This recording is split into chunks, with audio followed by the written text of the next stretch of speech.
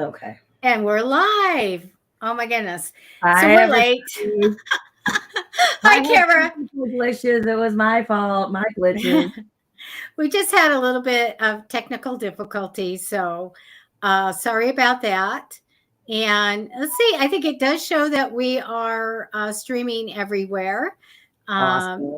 I'm going to say hello to make sure that we have everyone since we're a little late. Make sure that we have everybody. Yes, we're on board. Yay. Hey, hello, Yeah. hello. We are just a little bit late because of technical difficulties, and it's all straightened out. So we're good. We're good. And I don't have to have a headset on tonight, so I'm like really happy there. Oh, good. Hi, Donna. Hi, Jen. Hi, How are you? Hi, Jen. So tonight we are doing the Civil War Part 2, correct? Yes.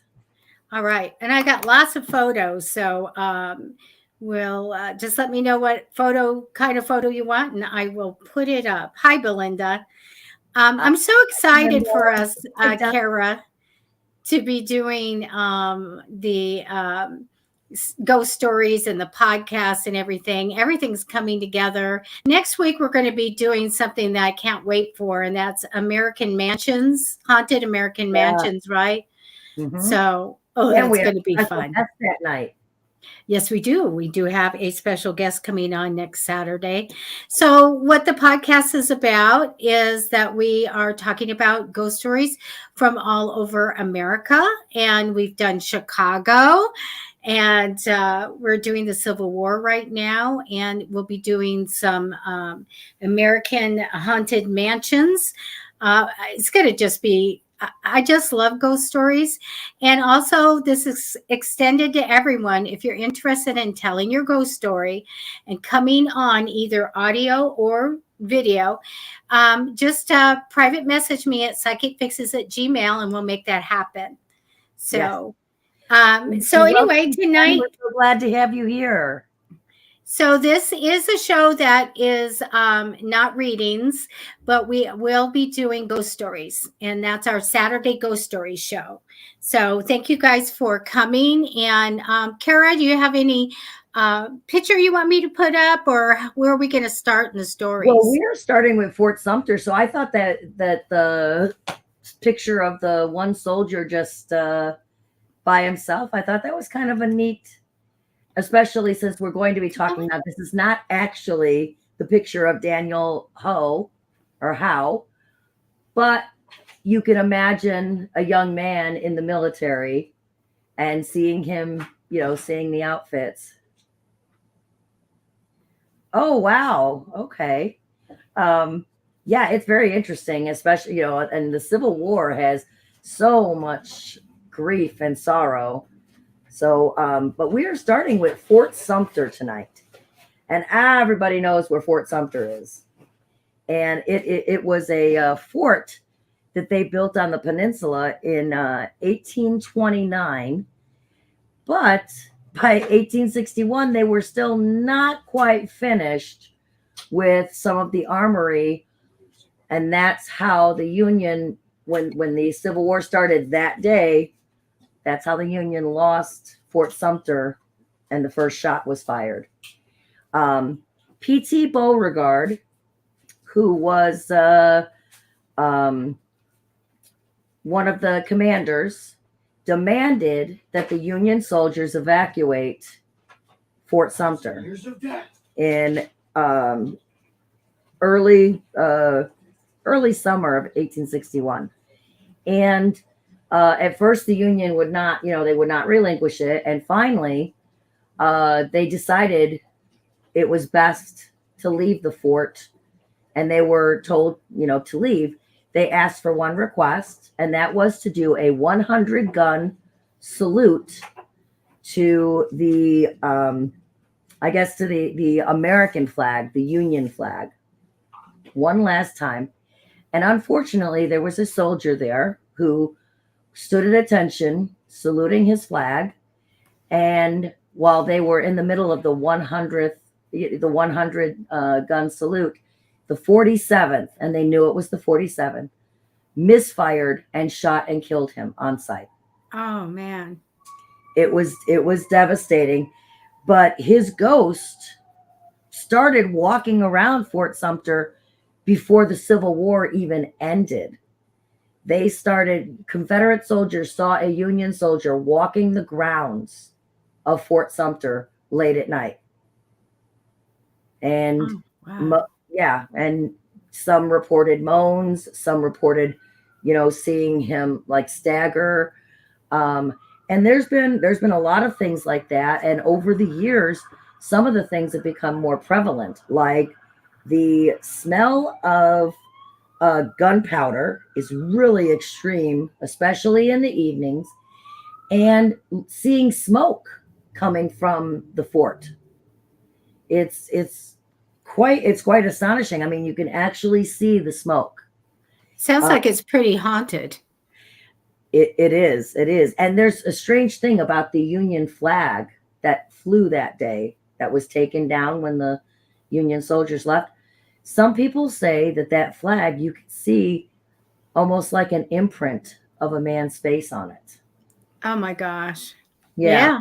yeah, Yes. like well, I mean, he died, you know, having his, saluting the flag one last time, and he literally, you know, killed by friendly fire, Yeah, really. ironically. Um, but his ghost is also seen a lot of times when they, because they put the flag up every day. His ghost is also his apparition is seen sometimes saluting the flag. Yeah, it does get trapped. It's like Yep. it It imprints the whole. imprints. Yeah, it Hmm. and he's there forever saluting the flag. Oh my gosh. Yeah, it's kind of wild that he's just kind of there. Um, they actually had some, and sometimes they also say there's more than one soldier saluting the flag. Now they know that he was killed instantly. 5 other soldiers were hit with that misfire because it actually blew up a munitions box, and five Okay. other Oh, soldiers were gee. injured. But they didn't die then. But who knows? Maybe one of them did die shortly after, and he's the one who is, you know, standing with him to salute. Wow. There was a very strange thing that happened to a family back in, I think it was 2014. A whole family got permission to explore Fort Sumter before it opened for the day. So this whole large family went around. They surveyed all of the grounds, and when it was time for them to leave because they were getting ready to open for the day, they were making their way to their, I'm assuming it was a yacht or a big boat. And the mother, or I should say grandmother, the matriarch, she started feeling pressure on her chest when they got to the crest of the fort. And shortly after she did, her son started having the same pressure on his chest. And then they smelled an overwhelming stench of gunpowder just everywhere. And so, I mean, that people have seen things. They've taken pictures at the fort and have had either a mist or had white blotches, or I call them orbs, just messing with the entire picture, just covered with these white spots, which, Hmm. I know those to be, orbs. Yeah, orbs. Yeah. When you're talking about people taking on in a group, taking on the same experience of, might be a health thing or smelling something, seeing something. When I was working at the 10th Avenue Theater, downtown San Diego, which very haunted, doing my tours and stuff. There's one little theater in there. Oh, Cara, it gave me the creeps. And things have happened. So part of the tour was telling what happened in this little theater. But I'm going to tell you, I go into places, I don't have any problems. I don't know why, and I got mad, but I went in and I said, oh gosh, I got to get out of here. I don't feel right. I my legs are gonna, my knees are gonna buckle. Everybody got sick. half the people on the tour were going, I'm nauseated, I'm dizzy, I'm going to fall down. And they had to pull the Wow. people out. And we know there's fresh air in there and all of that. Half the people are fine. But whenever I go on a tour, people will start as a group experiencing some kind of a phenomena. And we can't explain it. We get them out just step out of the door and they're fine. So that tends to happen with the energy. Yeah, it's astonishing to me, and that's why I added. I do have another personal story about a Civil War house in here at the end because it's where my grandmother rented for several years back in the 50s and 60s. So a Well, lot of that'd be fun. yeah, a lot of things happen there. So yeah, it's pretty astonishing. But it's funny that General Beauregard was at Fort Sumter at the beginning of the war, because one of the places that experiences a lot of Civil War ghosts is the P.T. Beauregard / Keys house in New Orleans, Louisiana. Okay. And he actually built this house in 1826. Oh, I shouldn't say wow. he built it. He commissioned it to be built. He actually, which just is horrible, he used the free labor of slaves to build Wow. this mansion on this estate, on this plantation. Um, and a lot of times people have actually heard the cries of the slaves, especially the men who Mm. built it, in the walls at night, actually Wow. coming from inside the walls. I don't know if there were deaths that occurred during the building, but that's kind of freaky. Um, but this house, not only did he own it, it was also bought by a mobster by the name of Pietro Giancana, part of the Giancana family, Mm-hmm. way back. And he bought it in the Prohibition days. And then the famous poet, um, oh sorry, I got something in my eye. Hang on, I got a second. The famous poet Frances Parkinson Keys, she owned it and turned it over as a museum, well, shortly before she died, and she died in 1970. But we've got a lot of ghosts to cover in this house. Aside from hearing the the slaves who built the house, like hearing their cries and anguish within the walls at night.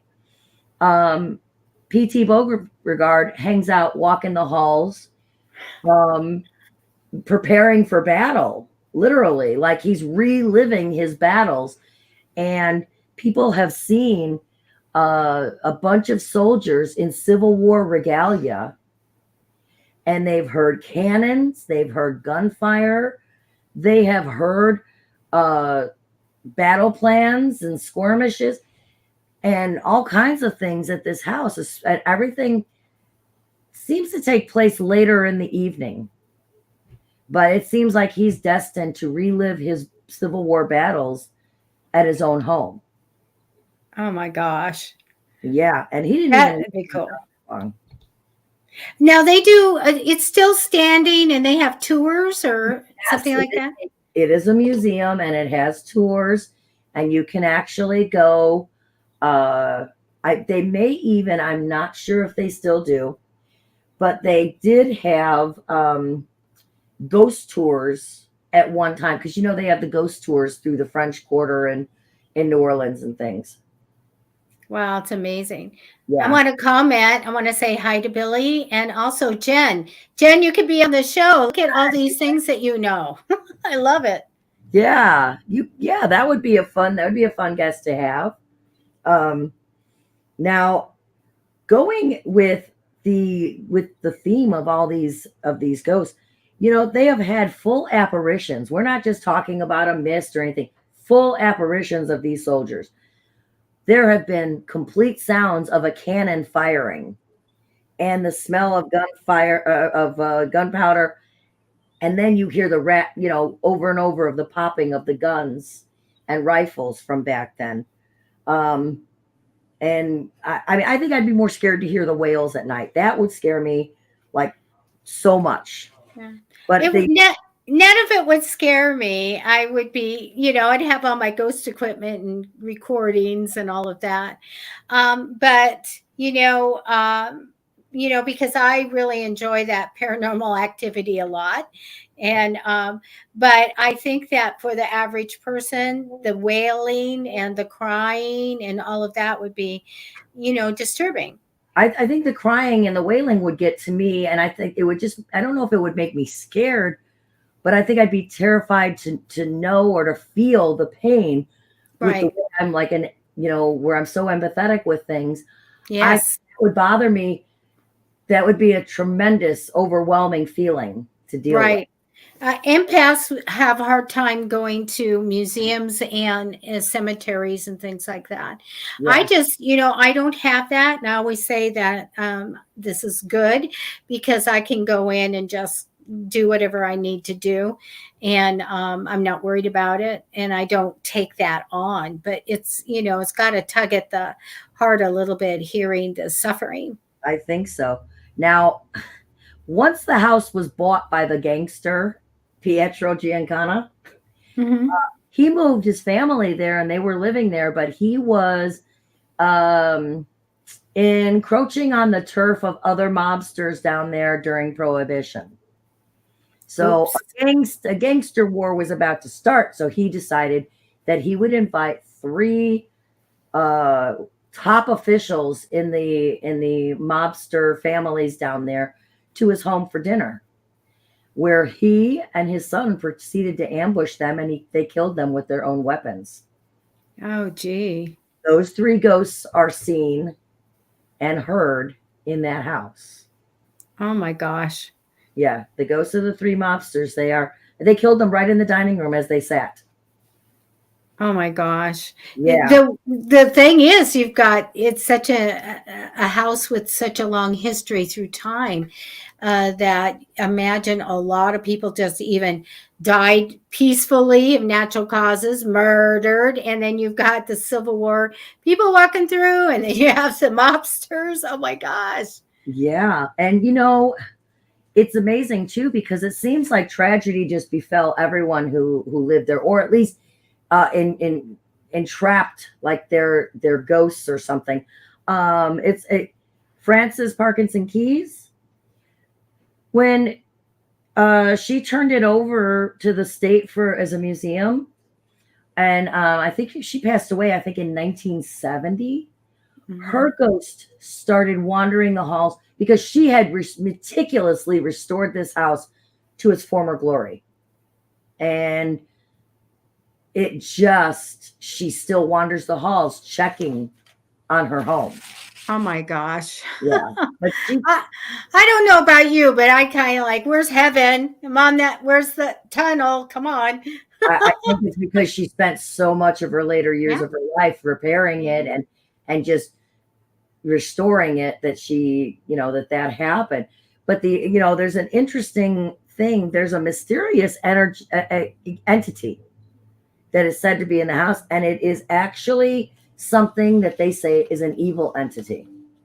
Okay. Now, P.T. Beauregard's grandson lived in the house. He was one of the last family members to live in it before it was sold to the mobster.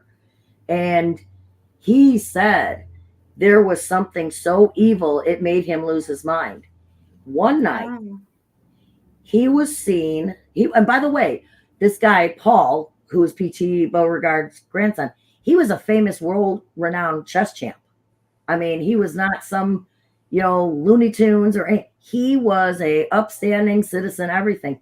One night, the police saw him running through the French Quarter butt naked with a hammer, threatening people, and he was terrified. And he was screaming and he was swearing. And can you imagine back then the profanity coming out of his mouth probably shocked people. Yeah, that's true. Well, everything, the naked part, he's lost his mind. Yeah, he was threatening everyone. Now, when they took him to the hospital And after, I guess, he had been sedated and he came to his senses and he got his sanity Calm back and down. not being in the house, Mhm. uh, he said he felt something evil from that house possess him. Oh, shoot. He felt it. And there have been people who have gone and have felt something evil, an evil presence as they've walked through the house on tours and things. So, but Absolutely. yeah, so he definitely felt that. Yeah, when you get murders and really bad things happening in an area or in a house, a room, you start to build up the negative energy. And so it's non-sentient. It just goes and it loves the depression or the horror, the energy that's coming in that's more negative. And it can get bigger. And then it becomes knowing, and then it starts really being scary. And but I mean, there in these old houses, all kinds of things can come in. I mean, looky loos come in and all of that. And my niece was taking a tour, and they had roped off the one of the main rooms, so the crowd went around, to peek into the room. And she was at the back, and she's a little bit taller, and some big energy grabbed her shoulders Oh, and physically spun her around, so that now she was looking out. And I said, well, what did you see? Like, what did they want you to see? She goes, there was friggin' nothing. She said this thing grabbed me and spun me around, and nothing was there. It was invisible. And all of a sudden I was spun around, and just normal stuff. And I I said, would well, have, yeah, you got touched. definitely touched. Definitely touched. Um, So, but there's all kinds of things that can actually move you, push you. And of course, we all know about possession. If they get a chance to actually pass through you or get into you, I have had an entity walk through me while I'm yelling at these two mediums, what is going through me? What is going through me? So, I mean, they can really mess with you. And so that's crazy. I mean, so they got to be careful about that evil thing. yeah. Now, like I said, I wonder if they will allow ghost tours, because I'd be interesting. I'd be interested to see if they allow people in at night, because a lot of the things that happen at night. Like Paul, the grandson of the builder Beauregard, he was terrorized at night and possessed at night. I mean, you're talking, Okay. you have a wealthy chess champion man, a straight laced guy who ends up screaming profanities, chasing people with hammers, threatening people in the streets. I mean, he could have hurt someone, or the police could have killed him. Right. Absolutely. For But sure. I think that the thing that bothers me most is maybe it was already cursed to begin with, because of the way that they had built the house using slave labor, and just, like I said, maybe the reason you hear wails and cries, maybe some of the workers were killed in accidents during the building, Oh, sure. you Yeah. know and maybe their spirits just can't break free, you know Right.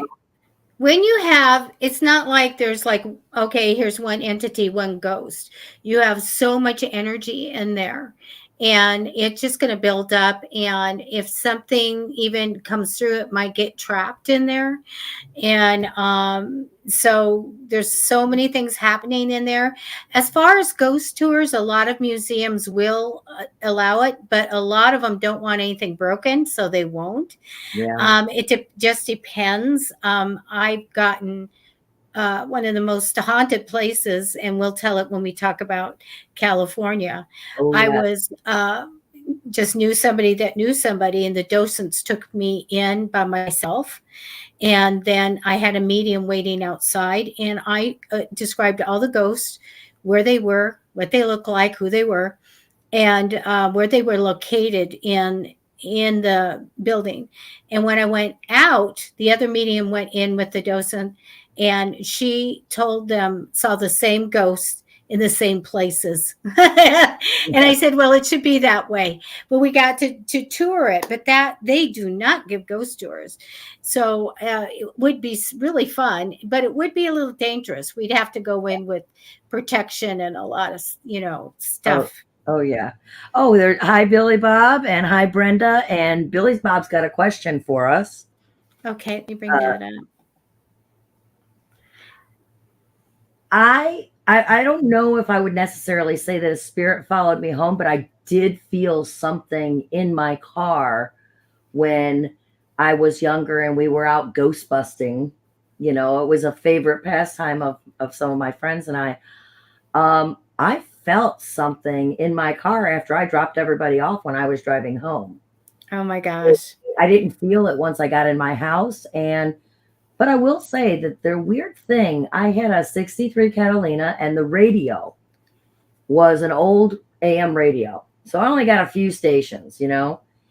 But all of a sudden this station, my radio, if I was driving, sometimes all of a sudden the volume would pop up and it would be a dadgum Elvis song playing. Just Elvis. It was loud. I mean, so loud that I was like busting my eardrums out in this big car. And it would scare the crap out of me while I was driving. Yeah. But I didn't feel anything come back in the house with me. So I mean, maybe it possessed my car. Yeah, those of you that know Andy Benson, shoot him a message and ask him about his radio story because it happened to him. And it's really cool. I'm not going to give it away, but just go message him and ask him about what happened because that was amazing. Yeah, they can, try to come with me, but they can't.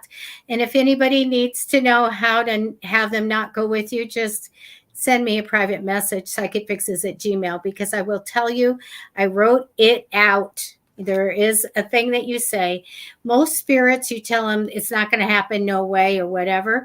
They're not going to go with you. Cannot hitchhike. You're not, can't do that. And you can also ask for protection and take things like I do to keep that away. So if you ever going to go do that, you need to be warded, or you could have something come home and they wreak havoc, and then it takes a lot to get them out of your house. So, but you tell them not to come with you, and you invoke, the name of God, the name of Jesus, or you ask the Archangel Michael to make sure that nobody's following you. Lots of ways that you can keep them from coming, but I personally don't allow it. I've never had anything come in. I'm not going to say that when I ward my house, and if I don't ward my yard and I'm doing a seance in here, I'm in this room, there's windows over on this wall, and the mediums will laugh, and I'll go, what? And they'll say, oh, the ghosts are coming up and looking in the windows. They're floating up and looking in the windows. I said, that's fine. I'll get rid of them later. They're watching the seance. I did have a crazy friend later on. I think my son was little, and we were doing some kind of, just going out, looking at ghost things after going on a ghost tour. And she literally brought, and I was laughing at her, and I told her she was going to vacuum my car. She poured on every doorway of my car. She poured a big chunk of salt, and it was just regular table salt. She poured by every one of my, I'm like, how is that going to help us when you're pouring it right there? Okay, there's a trunk, there's a hatchback, but it was just funny. She just took this whole thing of my gosh, salt and just started pouring it. Okay, I got to talk about that. On Psychic Fixes YouTube, you guys can see a video that I did that's got 60,000 views or more. I don't know. I don't look. But I talk about salt. And so when people think that you have to have, a big line of salt or a cup of salt or 5 pounds of salt, no, it's a sprinkle, because we don't want to saturate the ground to damage plants or wildlife. even a kid, if you was somewhere where they eat it, cats, we're not going to take out anybody's kidneys, and we Yeah. don't need to do that. And it's corrosive. So we want to mix it up, because you can put different things in it. If you're going to use salt, I use wild rose seed. You can you can put rosemary and different things like that, but very little. When I go to a cemetery, I'm using a little sprinkle. I go like this, sprinkle around, and I don't throw it on cars or anything like. We're going to damage paint or do whatever we're going to do. Just a little bit of that around, but it's just not that. You have to set your intention, so you have to put your prayer into it.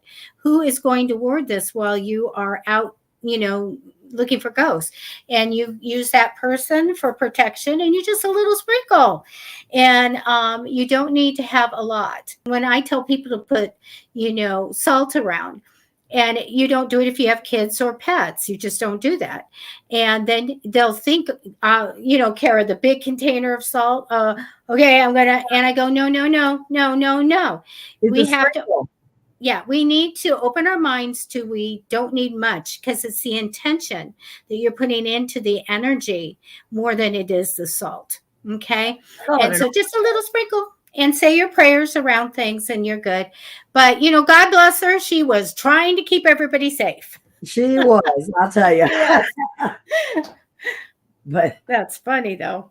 it is. It is. I mean, we went on a few ghost adventures and stuff, but Aren't they fun? You guys, I do meetups in Southern California, and I'll be doing them this year. We're going to be doing an alien one, so I can't wait for that one. And if you want to know what we're doing, Psychic Fixes meetup, you can join. I'll let you join. But yeah, we're going to do a lot of alien things in the summer. Yeah. Now we have an interesting, and we're going to go to Tennessee, because Tennessee also had one of the bloodiest battles. Gettysburg and in Maryland. Oh, my brain is not functioning. There you go.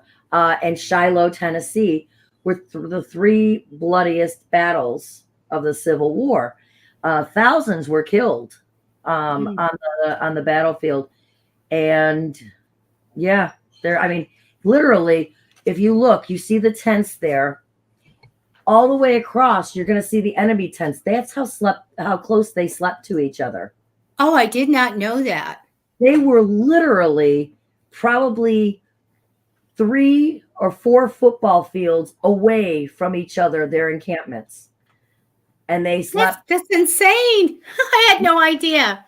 Yeah, well, there were soldiers on both sides who had siblings or cousins who fought on the other side. The Blue and the Gray did a little play on that, and had one of the cousins sneak across and be in a to go to a dance on the other side. Oh, That kind of thing happened. They would sneak and see their family members and communicate with them and send messages back and forth, no matter what side they were on. oh But gosh. it was brother against brother in a lot of Yeah, cases. it was. Yeah. But Shiloh has this pond that was used by the soldiers to wash their wounds, to drink from themselves, and to to water their horses. There's a pond. I want to say it's probably off to the, out of the way from where the battles actually took place, because they actually some of them used to camp by the pond. It's a big flowing pond, but since this Civil War battle, the pond has had a tendency to turn red. And people believe it's because of all the blood that was spilled at this pond, with soldiers who were wounded, soldiers that were dying, just anything that could cause them to, to spill blood, or, it's just weird. It's just, I mean, it's not something that's normal. I mean, I don't think it's any red algae or anything that's causing it. It just will go red and then go back. It's There's a not. lot of ghost stories and paranormal stuff that people say that the water will turn a certain color. So who knows? Yeah. And on the battlefield, there was a church that was actually destroyed during the Civil War. And a bunch of rich people and local businessmen and things like that, they pooled their money together and they literally rebuilt the church following the design almost to a T. So it's like a 99% replica of the original church.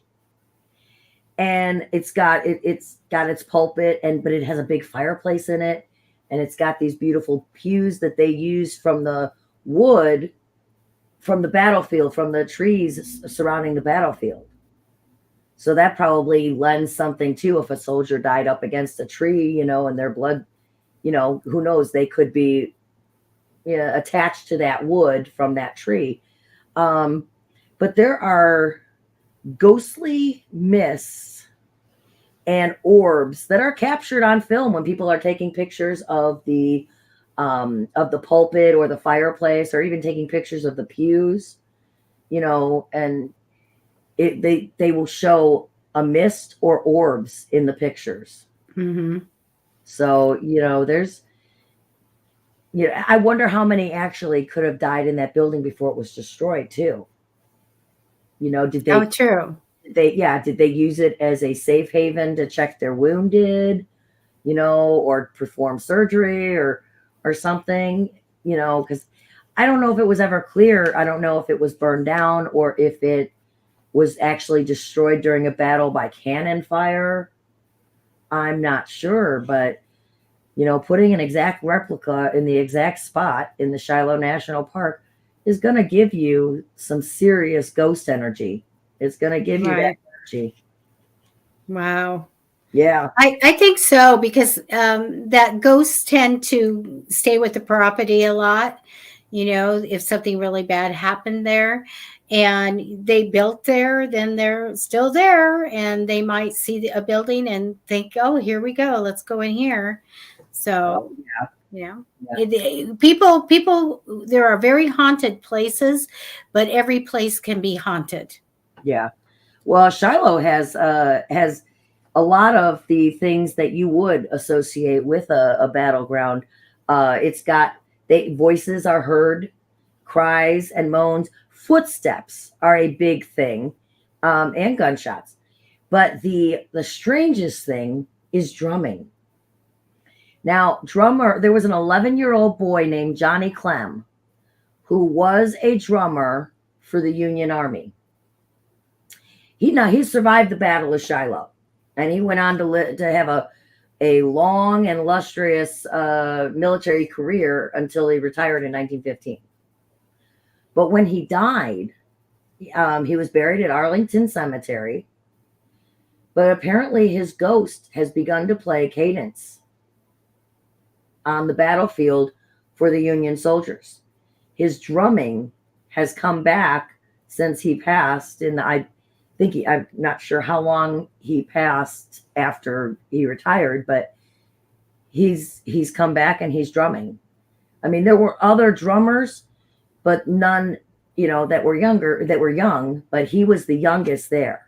11 years old, drumming cadence for them before battle.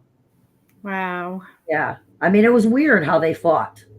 They were standing practically face to face, not even a football field, maybe a football field apart, with their guns at the ready, while their drummers drummed them on into battle. It's crazy, because back in the Revolutionary War, the way that we won Great Britain, England, was because we fought like savages. Right. We hid. We trapped. We didn't stand there and drum.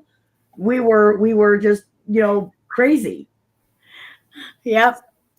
They used strategy. It wasn't like, okay, let's all meet in the middle. It was like, well, let's going to ambush them. Yeah, exactly. They would hit them from front and back while they were, or when they'd stop to have tea. I mean, that was crazy. But they'd stop to have afternoon tea and they'd go after.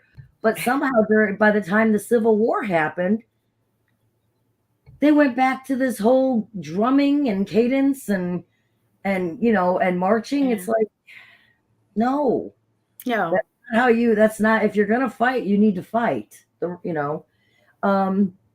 yeah, he's drumming there in the fields, and another strange thing that takes place. There are these beautiful peach orchards there at Shiloh, which a lot of soldiers, before they were peach orchards, a lot of soldiers were killed there. And there have been apparitions, especially of one man in particular, who walks the roads between the orchards and then just kind of disappears into the tree line. I mean, he just fades away. And I don't know if anyone has said whether he was a Union or a Confederate soldier, but he just appears and walks through these rows of trees and then just fades away. Oh, that's spooky. Yeah. I love those because most towns have that, the white lady or some ghost story about don't pick up hitchhikers or whatever. Yeah. So I love that. Yeah. And they always hear footsteps too. They hear footsteps all over the different parts of the park. See, that's interesting. They all look, the pictures, I mean, let's face it, they had to sit there for 20 minutes for a picture. Yeah. So, I mean, they all looked a little shell-shocked sitting there. But yeah, that was the flag. That was actually the way the stars looked on the flag when it was hanging at Fort Sumter at the beginning of the war. And Shiloh's battle was actually the anniversary. Get this, the 260th anniversary. Wait, right? No. 160th. I'm adding years. The 160th anniversary is coming up in 2 weeks. On the 4th of April is the 160th anniversary of the Battle of Shiloh. Wow. Yeah. So I wonder if there'll be increased, scary apparitions or increased paranormal activity going on there, since it will be 160 years. I think when people gather, and especially a lot of people are going to be paranormal investigators and stuff, they stir the energy up. And so, and a lot of times it happens to me, and it probably happens to you, when you have some abilities, they're attracted to that. So they're going to be, here we go, road trip, we're going to go.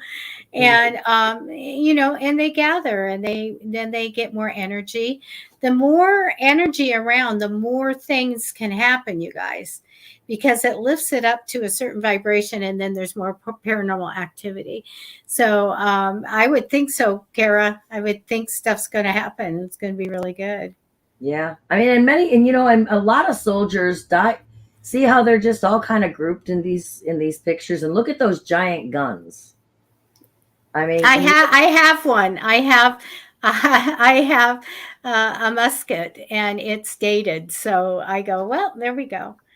But they are very long. They are. And then when they add the bayonet on the end, yes, they're even longer.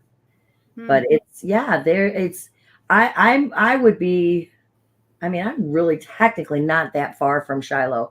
If I don't know if I'd make it there on the anniversary, but it would be a short day trip for me to go and check out the area. I just wonder what I would feel, Mm-hmm. But yeah, well, speaking of feeling,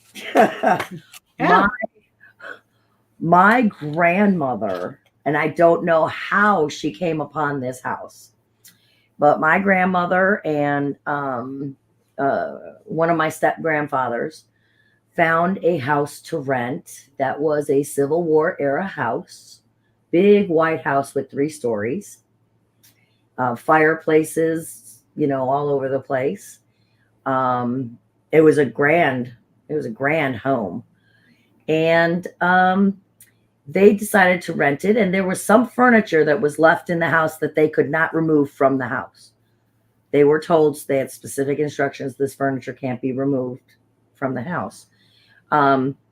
So my mom and dad and my dad's parents often would go down, in the summertime, or, every year, every other year, and visit when they lived at this house. And there were a lot of phenomenon that went on. And my grandmother was a card player. They played for, I think, pennies or something, but she was a big card player. So she would have people over to play cards. And one night she had a friend who he just was not a believer. He did not believe in ghosts. He thought what they were all talking about with the brass bed and the haunted room, that it was all, garbage. So she literally made a bet with him that he would not be able to sleep in that room, in that bed. Because he just made himself a target. He did. Yeah. Well, I mean, there were weird things that went on all over the house, but particularly this brass bed, which at the time was in a 3rd floor bedroom. Or my grandmother used it as a 3rd floor. It was a 3rd floor bedroom, and she only used it in the summertime. Winter, it was sealed off. But he went up there. They were, because they played cards till 4 or 5 in the morning sometimes. They just sat there drinking and playing. And he went upstairs, and he got into this brass bed, and apparently he drifted off to sleep.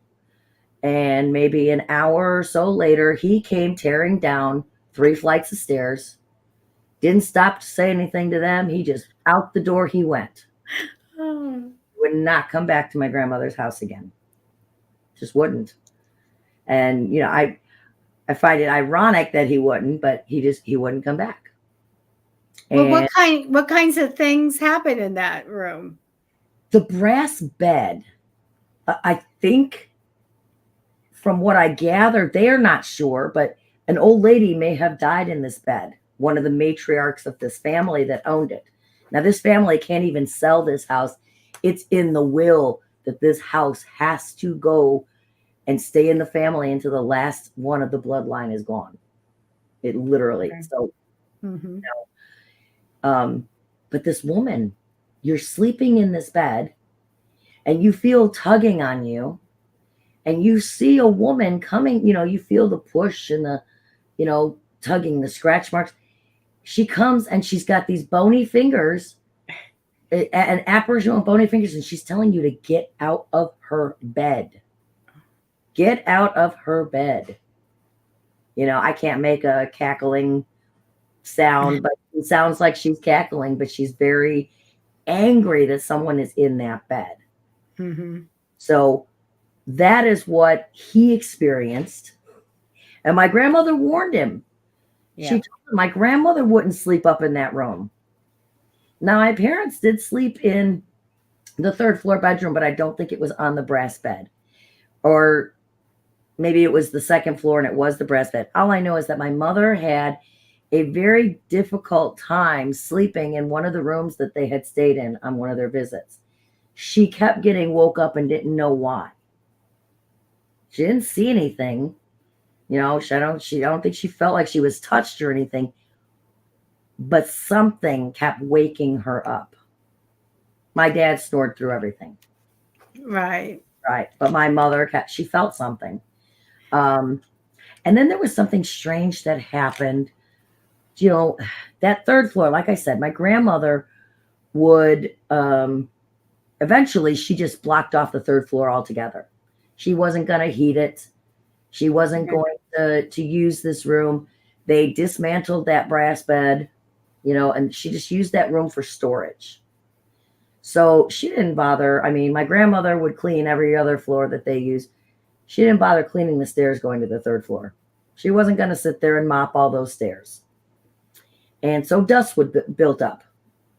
And one night, my grandmother, Nora, my grandmother, Bernice, and my mom were there just hanging out.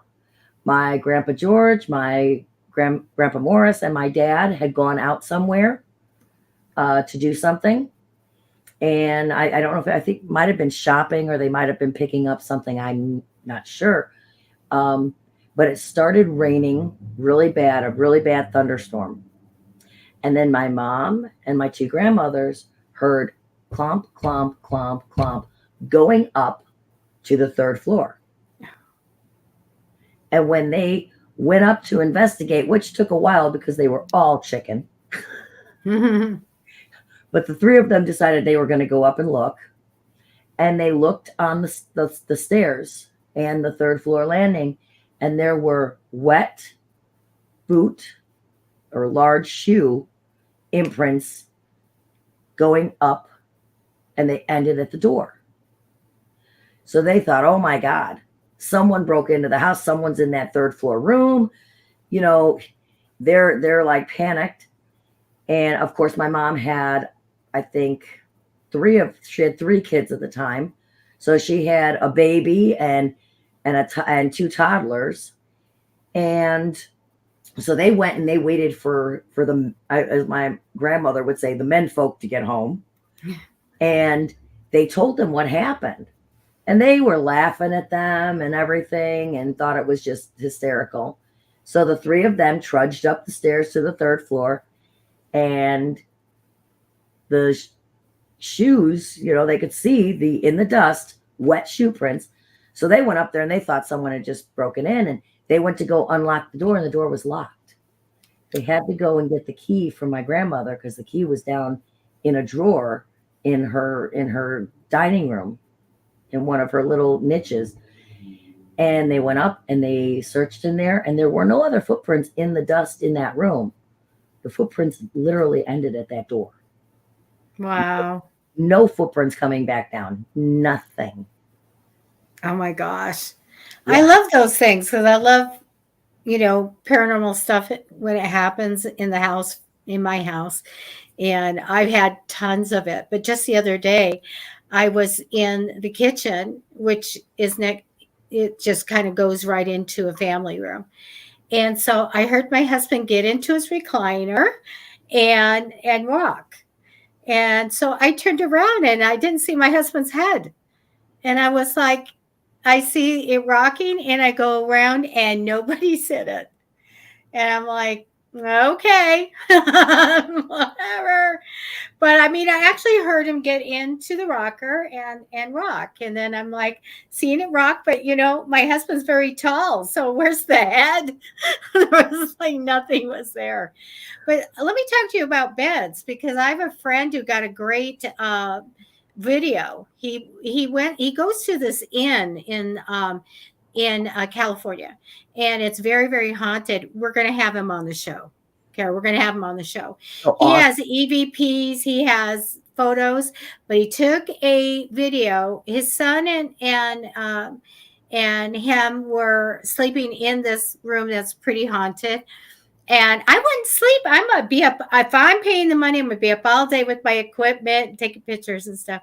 But they went to bed, and he was looking through the videos he'd taken there. And there is actually something that goes and adjusts the sheets over him. Oh my God. It was great. I was like, this is great. Look what you got on camera. So, yeah. But, a lot of times they just want to, wake you up, throw the covers off, or pull the sheets. I wouldn't mind any of that. I just mind, I want to sleep. If I'm going to sleep, stop it. But I think that would be neat. But that tends to be the thing that scares everybody the most. Yeah. Well, I think disturbing someone out of a sleep is probably what is more than anything the shock. Oh, yeah. But this brass bed, no matter where they put it in this house, this brass bed just wreaked havoc. And they finally did, like I said, they dismantled it and they put it in storage. And at one point, even the owners, when they moved back in, that room, that bed was sealed up in a room they just didn't use. Oh yeah. It's I just, would like anything that was really disturbing, and I really do believe that there are some places that you cannot, clear, and so that's when you just you need to move or something, and I would, yeah, everything would be put away. But it's I wonder if it was like written in the will. Never get rid of the bed that grandma died on or what. I don't know. since they could not get rid of the house itself. I Right. mean, they could rent it out or whatever, but it could not. Because my dad, believe it or not, my dad and his infant, craziness. I don't know, if he lost his mind temporarily. He went and asked about purchasing this house to one of the great grandchildren or whatever. I mean, I was a little kid, and I remember being in the station wagon, and him going into this house and talking to the owner and finding out that the owner said, no, we can't sell it. It was put in the will. It can't be sold unless it's, transferred to a blood relative. It has to be. So Right. I would hate that. I would never do that to a family member. Oh, I know a family that happened. That was an incredible rock house, and in it, you walk through it, and there's flecks of fool's gold or gold in the rock. Wow. It was phenomenal, and it had all the original old baby cribs in it and stuff. So it was really, unsettling anyway.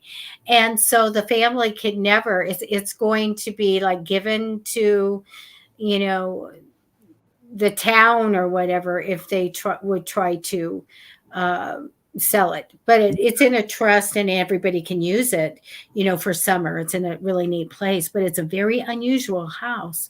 And that they made sure that it was going to be a museum or it's going to be used by the family. So kind of tied their hands. Yeah, and those are, I think, some that, especially if there's something in a house that's like malevolent or just, Yeah. why would you do that to your family? Like, but then again, I mean, my dad wanted to live in this house, so Yeah. but it was big enough. The house was big enough for their 6 kids and them. There were enough bedrooms, bathrooms that we all would have had our own room. Yeah, you get the one with the brass bed.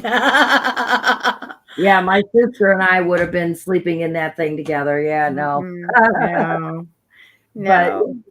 it's interesting. But I had to throw that in there because this house, who knows? Maybe that woman was killed during the Civil War or died in that bed from an injury from a battle nearby. Yeah. You just don't know, because that antique brass bed was a brass bed that literally had, how they say sleep tight. It didn't have a box spring. It had the pulls, the to tie. Oh. Yeah, you just put a mattress on that and you tighten it up and stuff. Yeah. Okay. Yeah. So, I mean, you wonder if that brass bed was, Well, objects, there's a lot of energy. There's haunted objects. And that's why I'm the magpie and I buy everything shiny bubbles at thrift stores and antique stores. But I used to take a friend with me that was she's a great Wiccan and medium, and she would hold it and she'd go, yes, it wants to go home with you. And I'm like, okay, I want it. But you have to kind of do it, maybe clear it a little bit before it goes right in the front door. And if stuff happens, you got to make sure you take it outside and clear it again, clear your house, and then bring it back. And if it's stubborn, then it goes back to the thrift store. Yeah, exactly. But I had to throw that one in there. I mean, because the house was built before the Civil War. We don't know what happened because the family, the family wasn't talking. Right. And some of the family members didn't even believe there was a haunting, even though half of them wouldn't live there. Yeah. yeah, that Probably had some really good stories, but could never rent it out if people knew how many people, were had stories there about ghosts or died in it. well, my So, grandmother lived there for a really long time and with the ghosts. mhm. I mean, which surprises me because she was a big chicken. My grandmother was fierce, and I think that's where I get it from. And so she always carried a gun. My grandmother always had a Derringer in her pocket and pick up the rifle and her big flashlight, and she was always checking the yard and doing all that. She was one of the best shots ever. She was so good, Ah, and so I think that they would be afraid of her. Matter of yeah. fact, her husband, it was my step grandfather's father, came to dinner on Thanksgiving, and he was dead, and everybody in the family saw him, and he was So just checking on everybody. So the house did have a ghost in it, at least that one time. my grandmother was pistol packing later on. She wasn't pistol Good packing, for her. but when I was down there and we'd be driving around, she'd be like setting this bag next to me, and I'm like, "What's that?" And she goes, "Oh, that's my gun. It's got to sit on the seat here because it can't be concealed." So she just Oh put my it God. next to me in the car while we were driving, and I'm like, "Oh God, Don't touch I don't anything. want to." I don't want to get pulled over by the police and have this gun sitting in my lap, practically. No. Yeah, Dangerous, dangerous things to yeah. have them loaded. I have a tragic story. I'm not going to tell it, but it has to do with gunpowder, a pistol, and two boys. Just Well, terrible. I can just So imagine. you've But got to, nobody was shot. It was, you know, the gunpowder and everything that it hit became a weapon. yeah. So it's terrible. Oh my goodness. Any more stories or No, those are our what do stories we for do? tonight, which is perfect time. And we have a couple minutes to talk about our show for next week, which is going to be our haunted houses across the US, across America. I want to show I had a couple more. I'm so proud of myself to have pictures. Oh, that I don't is, know who it is. well, it looks short, so it could be Frederick Douglass or it could be Stone. Well, I don't know. Could possibly be Stonewall Jackson. I can't And tell. I can't read the writing from there. I had this picture that was part of the Civil War stuff, they Yeah, said. it And is. Got all the generals there. I thought this was cool. So, anyway, they just had a memorial, and I thought it was neat. So, I just had a few extra ones. For once, I was prepared, Kara. I had the pictures. Instead, I'm we surprised. have a show, and I go, oh, pictures. Yeah, I'm surprised you didn't pop those up because I love that one with the minister. I probably, if I had thought about it, I kind of probably could have spoke about his death, But it's interesting. There was a lot, believe it or not, there were a lot of preachers during the Civil War that were shot on both sides. Southern preachers Yeah, shot by Northern soldiers and vice versa, yeah, or yeah. taken prisoner and taken to some of those horrible prison camps like Andersonville. Yeah, Not I had a picture of Andersonville, and I'm unsure if it was one of these or whatever because I was interested in that. I mean, Thank bring you, up Billy this one. Bob. Yeah, you're welcome. You're welcome. You're welcome. That's Yeah. great. Well, I will be having a good weekend. I am almost finished with a book that I'm writing, and Yay! tomorrow is my birthday. Yay! Happy birthday! You, That's great. I know my grandkids are going crazy. They keep asking when my birthday is. Today they asked me how old I was going to be. I said 52, and they You know, practically it's supposed to be 25. had a heart attack, and one of them said, "How old are you now?" And I said 51, and she goes, "Oh my God." Thank you, Billy Bob. My Uh, stepson was little, and he asked me one time how old I was, and I was like, I just thought this kid doesn't know, and I said, I'm 32. Oh my gosh. And I thought it was so funny because he went to his mother's and told her I was 32. So that was really nice. But Oh, yeah, kids are fun. And so I hope they have a big surprise for you and lots of we'll see. whatever you want comes to you. We'll I see. already gave you your present. Yes, my 13 fanboy video. I'm so happy. My DVD. And it's Oh, I out, you feel guys. like VHS or something, but yeah. You guys, so 13 Fanboy, I interviewed the director and producer, writer, Deborah Voorhees. And so you can go back and look at that video if you want. But her movie is out and it's available on Amazon and you can stream it, get your light stick and just say 13 Fanboy, it's going to come up. And Amazon also has a streaming on Prime. So do see it. It is, well, you know more about it than I do, Cara. But I guess a lot of people from the Friday the 13th franchise was actually in it. Yeah, and it's a love letter to a love letter to the fans from like the Friday the 13th characters. I mean, we had a couple of Jasons and everything, and it was fantastic.